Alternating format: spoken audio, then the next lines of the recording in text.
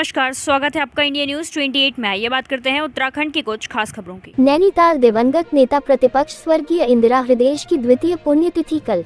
उत्तराखंड के नैनीताल के हल्द्वानी में कांग्रेस की दिग्गज नेता दिवंगत नेता प्रतिपक्ष स्वर्गीय इंदिरा हृदयेश की कल दूसरी पुण्यतिथि के मौके पर उनके पुत्र हल्द्वानी विधायक सुमित हृदयेश और कांग्रेस जानों के द्वारा श्रद्धांजलि का आयोजन किया जाएगा। ये जानकारी देते हुए कांग्रेस विधायक सुमित हृदयेश ने कहा कि 13 जून यानी कल उनकी माताजी और कांग्रेस की दिग्गज नेता स्वर्गीय इंदिरा हृदयेश को कल दुनिया से अलविदा किए हुए 2 साल पूरे हो जाएंगे और इस मौके पर उनकी दूसरी पुण्यतिथि पर उनके द्वारा अन्य दलों के नेताओं से भी उनकी दी जाने वाली श्रद्धांजलि सभा में आने का निवेदन भी किया है।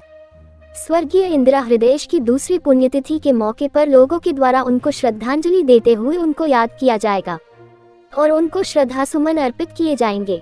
वहीं इस मौके पर उन्होंने बीजेपी सरकार को अपने सवालों से घेरते हुए कहा कि उनकी माताजी स्वर्गीय इंदिरा हृदयेश ने अपना पूरा जीवन हल्द्वानी और हल्द्वानी के लोगों के विकास के लिए जिया और अपने जीवन काल में उन्होंने कई विकास कार्यों को किया जिसका लोहा आज भी अन्य दलों के नेता भी मानते हैं और उनको विकास महिला के नाम से संबोधित करते हैं। लेकिन आज उनके जाने के बाद हल्द्वानी शहर की दशा और दिशा खराब करने का कार्य बीजेपी सरकार के द्वारा किया जा रहा है।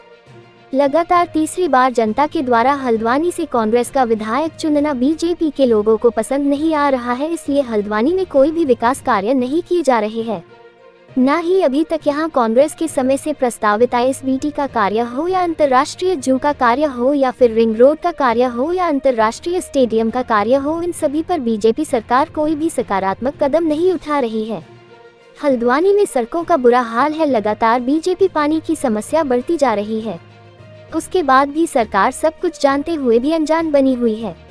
आइए जानते हैं सुमित हृदयेश विधायक हल्द्वानी ने क्या कहा। नैनीताल संवाददाता संजीव सिंह की रिपोर्ट।